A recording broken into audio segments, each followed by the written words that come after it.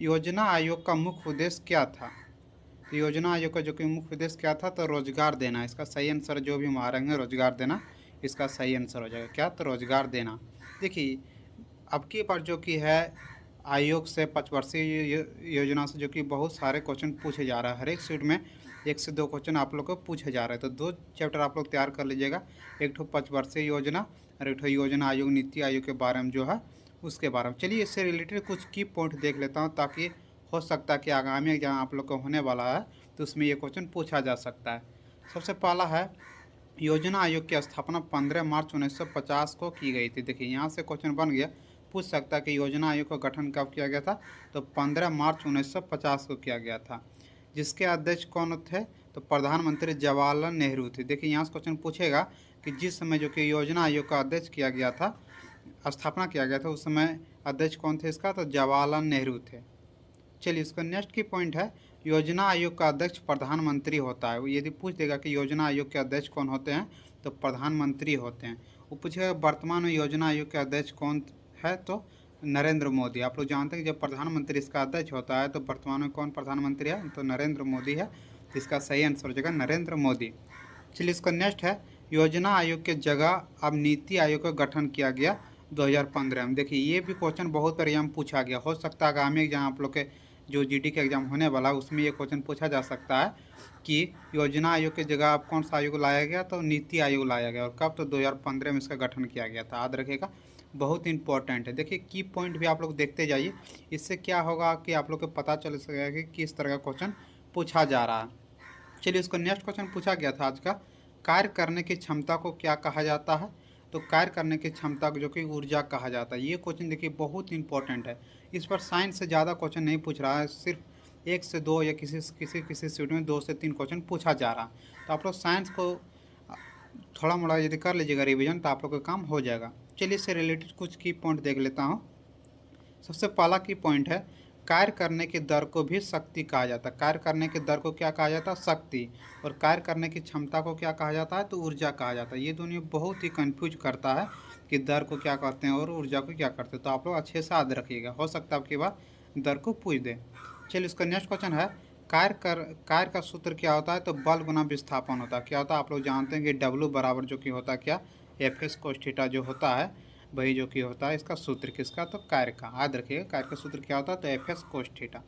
चलिए इसका नेक्स्ट है, शक्ति का सूत्र क्या होता है, तो कार्य बटे समय। देखिए शक्ति का सूत्र क्या होता है, तो कार्य बटे जो कि समय इसका शक्ति का सूत्र होता है। और कार्य का पूछेगा तो क्या होगा, डब्लू बराबर एफ एस कोस थीटा, मतलब बल गुना विस्थापन होता है।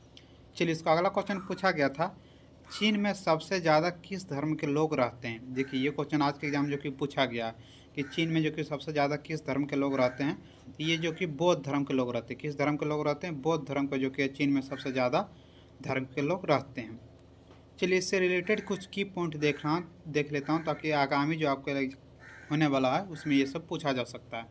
पहला है, बौद्ध धर्म चीन में सबसे बड़ा आधिकारिक रूप से मान्यता प्राप्त और सबसे प्रचलित धर्म है। देखिए हो सकता है पूछ दिया कि सबसे प्रचलित धर्म जो कि है चीन में कौन सा है, तो बौद्ध है। उसका नेक्स्ट है, 2023 के अनुमान बताते हैं कि चीन में लगभग 470 मिलियन बौद्ध है। मतलब कितना, 470 मिलियन जो कि लगभग बौद्ध है। या देश के 1.4 बिलियन निवासियों का लगभग 33.4%। यदि परसेंटेज में पूछेगा कि चीन में जो कि कितना परसेंट बौद्ध धर्म अपनाया गया, कितना लोग अपनाया है, तो 33.4%। यदि संख्या में पूछेगा तो कितना आ जाएगा, 470 मिलियन। चलिए इसका अगला क्वेश्चन है, रूपी नृत्य किस राज्य से संबंधित है, तो रूपी नृत्य जो कि है जम्मू कश्मीर से संबंधित है। किससे है, जम्मू कश्मीर से जो कि है रूपी नृत्य संबंधित है। देखिए आप लोग को नृत्य भी क्वेश्चन हर एक बार जब भी जीडी का एग्जाम हुआ है तो नृत्य से जरूर क्वेश्चन पूछा गया, और इस बार क्वेश्चन भी जो कि है नृत्य से पूछे गए हैं। तो रूपी नृत्य किस राज्य से संबंधित है, तो जम्मू कश्मीर हो जाएगा। चलिए कुछ राज्य का जो कि लोक नृत्य देख लेता हूँ, जो कि बहुत ही प्रचलित है। हो सकता है आगामी एग्जाम आप लोग को पूछा जा सकता है। सबसे पहला पश्चिम बंगाल का लोक नृत्य कौन कौन सा है, तो लाठी, गंभीरा, ढाले, जतरा, छाऊ और स्थाली डांस। देखिए ये छाऊ बहुत बार पूछा जाता है कि छाऊ जो कि किस राज्य का लोक नृत्य है, तो पश्चिम बंगाल का। आप लोग इतना याद नहीं रखिएगा, कम से कम छाऊ आप लोग याद रख लीजिए, ये क्वेश्चन पूछा जा सकता है। चलिए इसका नेक्स्ट है, पंजाब, पंजाब में कौन कौन सा लोक नृत्य प्रसिद्ध है? तो भांगड़ा, गिद्धा, दपक, धमाल और टंकरा। इसमें भांगड़ा याद रखिएगा, भांगड़ा जो कि बहुत बार पूछा जाता है कि पंजाब का लोक नृत्य कौन सा है, तो भांगड़ा। चलिए इसका नेक्स्ट राज्य है राजस्थान। राजस्थान में कौन कौन सा है? तो घूमर, गन्ना गौर, झूलन लीला और कोलबलिया और छारी। देखिए छारी बहुत बार पूछा जाता है कि राजस्थान का लोक नृत्य कौन सा है, तो छारी। देखिए सब इंपॉर्टेंट है, लेकिन अभी के समय में क्या है कि समय बहुत कम है। यदि आप लोग का 20 तारीख 23 तारीख एग्जाम है, तो आप लोग के पास कितना है, लगभग 15 से 16 दिन बचा हुआ, तो इसमें आप लोग अच्छे से कर लीजिएगा लोक नृत्य जो भी इम्पोर्टेंट है। चलिए इसका नेक्स्ट राज्य है तमिलनाडु। तमिलनाडु कौन कौन सा है? तो भारतनाट्यम है, कुमी है, कोल्टम है, कवाड़ी है और अट्टम है। इसमें को जो कि है भारतनाट्यम आप लोग याद रखिएगा, तमिलनाडु को जो कि है ये बहुत ही प्रचलित है। उसका नेक्स्ट है उत्तराखंड। उत्तराखंड कौन कौन सा है? तो चेपली है, गढ़ा बाली है, कुमायूं यानी है, कजरी है, झोरा है और सलीसा। ये सब जो कि उत्तराखंड का लोक नृत्य प्रसिद्ध है। उसका नेक्स्ट है हरियाणा। हरियाणा कौन कौन सा है? तो झूमर है, फाग नृत्य है, केप है, धमाल है, लूर है, ये सब जो कि गागोर है, ये सब हरियाणा का लोक नृत्य है। इसमें जो कि है झूमर आप लोग याद रखिएगा, एक तो फाग नृत्य याद रखिएगा। उसके नेक्स्ट है उत्तर प्रदेश। उत्तर प्रदेश का कौन कौन सा लोक नृत्य प्रसिद्ध है? तो पहला है नौटंकी। ये नौटंकी बहुत बार पूछा जाता है, नौटंकी याद रखिएगा। रासलीला, कजरा और झोड़ा, दो याद रखिएगा, नौटंकी और रासलीला। ये कहाँ का है? तो उत्तर प्रदेश का है।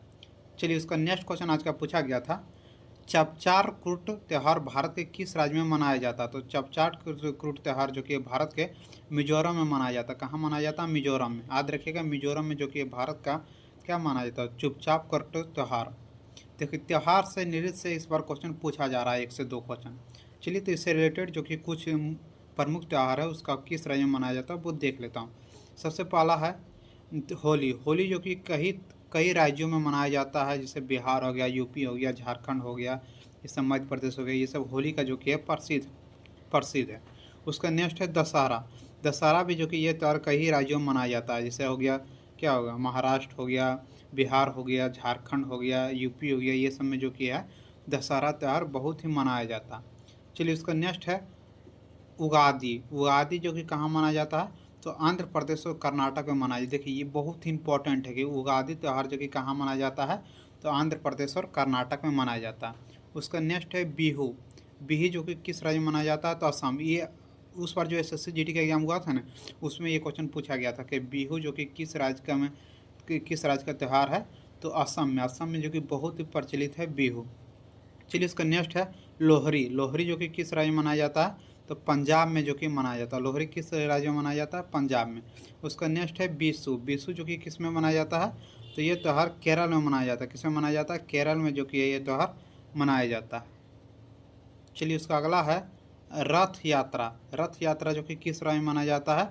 तो ओडिशा में मनाया जाता है। किसमें? ओडिशा में जो कि रथ यात्रा मनाया जाता है।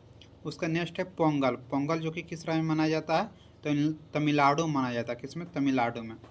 चलिए इसका नेक्स्ट क्वेश्चन देखता हूँ, जो नेक्स्ट क्वेश्चन जो कि आज के एग्जाम में पूछा गया, गाड़ी के हेडलाइट में किस दर्पण का प्रयोग किया जाता है? तो ये जो कि अवतल दर्पण का, आप लोग जानते हैं कि गाड़ी के हेडलाइट में किस दर्पण का प्रयोग किया जाता है? तो अवतल दर्पण का जो कि प्रयोग किया जाता है। उसका नेक्स्ट है संविधान के भाग 3 में किसका उल्लेख है? तो संविधान के भाग 3 में जो कि है मौलिक अधिकारों का उल्लेख है। किसका उल्लेख है? मौलिक अधिकारों जो कि संविधान 3 में उल्लेख है। ये सब क्वेश्चन आज के एग्जाम में जो कि पूछा गया। चलिए उसका नेक्स्ट क्वेश्चन पूछा गया था, बादल कहाँ बनते हैं? तो बादल जो कि है वायुमंडल के झोप मंडल में बनते हैं। जो भी इसका आंसर मारेंगे झोप मंडल में, उसका आंसर सही है। बादल कहाँ बनते हैं? तो झोप मंडल में। उसका नेक्स्ट क्वेश्चन है थॉमस कप 2022 किसने जीता है? ये जो कि भारत जीता है। थॉमस कप 2022 किसने जीता है? तो भारत। जो भी आंसर आप लोग मार रहे होंगे भारत, उसका आंसर सही है, भारत। चलिए इसका नेक्स्ट क्वेश्चन है कौन सा 5 वर्षीय योजना PC महालोनिवास मॉडल पर आधारित है? तो आप लोग जानते हैं कि दूसरा 5 वर्षीय योजना। देखिए 5 वर्षीय योजना से इस पर क्वेश्चन पूछा जा रहा, तो आप लोग जितना भी 5 वर्षीय योजना आप लोग जरूर याद करके जाइएगा कि किस मॉडल पर जो कि आधारित है, इसमें दूसरा 5 वर्षीय योजना में किसका उल्लेख किया गया है, तो ये सब जो कि आप लोग करके जाइएगा।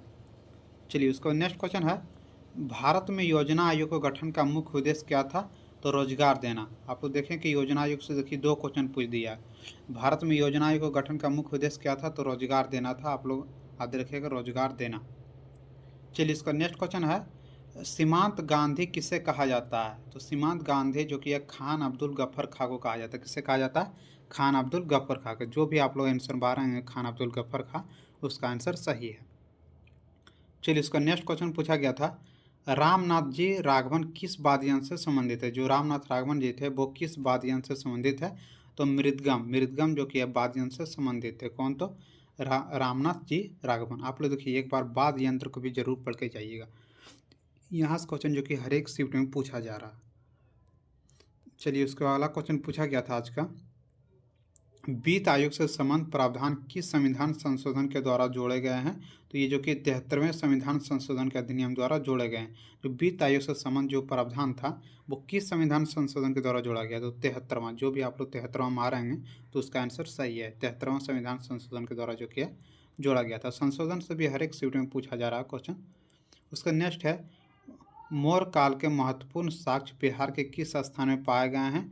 तो कुम्हरार। कुम्हरार में जो कि है मौर्य काल के बहुत ही महत्वपूर्ण साक्ष्य पाए गए हैं बिहार में। तो जो भी आंसर आप लोग मारेंगे कुम्हरार, उसका आंसर जो कि है सही है। आप लोग कमेंट में जरूर करके बताइए कि आप लोग कितना जो कि है सही करके आए हैं एग्जाम में। उसका नेक्स्ट है, मौलिक अधिकार किस अनुच्छेद से किस अनुच्छेद तक जो कि मौलिक अधिकार का प्रावधान है? तो ये अनुच्छेद 12 से 35 तक है। किस अनुच्छेद से? अनुच्छेद 12 से 35 तक जो कि मौलिक अधिकार का अनुच्छेद प्राप्त है। चलिए उसका नेक्स्ट क्वेश्चन पूछा गया था, रंगराजन समिति का संबंध किससे है? तो गरीबी का अनुमान से संबंधित। देखिए ये क्वेश्चन भी पूछा गया इस बार कि रंगराजन समिति का संबंध किससे है? तो गरीबों का अनुमान से संबंधित है। जो भी इसका आंसर मारेंगे उसका आंसर सही होगा। चलिए इसका नेक्स्ट क्वेश्चन पूछा गया था, वर्ष 2024 में किस राज्य को सर्वश्रेष्ठ कृषि राज्य प्राप्त हुआ है? तो महाराष्ट्र को। महाराष्ट्र को जो कि वर्ष 2024 का सर्वश्रेष्ठ कृषि पुरस्कार किससे प्राप्त हुआ है? तो महाराष्ट्र राज्य को। जो भी आंसर मारेंगे महाराष्ट्र, उसका आंसर सही है। आप लोग कमेंट करके जरूर बताइए कितना क्वेश्चन आप लोग अटेम्प्ट करके आए हैं, उससे रिलेटेड मैं कटअप आप लोग को बताऊँगा। दूसरा क्वेश्चन पूछा गया था, उठना का विलोम शब्द क्या है? देखिए ये जो कि है हिंदी का क्वेश्चन पूछा गया। आप लोग जानते हैं कि विलोम शब्द से भी 2 क्वेश्चन आपकी बार एग्जाम में पूछा गया। एक और नहीं मालूम चल रहा, लेकिन एक क्वेश्चन ये जरूर था कि उठना का विलोम शब्द किससे है? तो गिरना। उठना का क्या हो जाएगा? गिरना हो जाएगा। चलिए तो आज का जितना भी क्वेश्चन पूछा गया था, जितना भी मुझे मिल पाया क्वेश्चन, मैं उन सभी क्वेश्चन को करवा दिया हूँ। तो यदि आप लोग का अभी तक एग्जाम नहीं हुआ तो चैनल को जरूर सब्सक्राइब करके रख लीजिएगा डेली एनालिसिस देखने के लिए। चलिए तो आज का क्वेश्चन मैं यहीं समाप्त करता हूँ। वीडियो आप लोग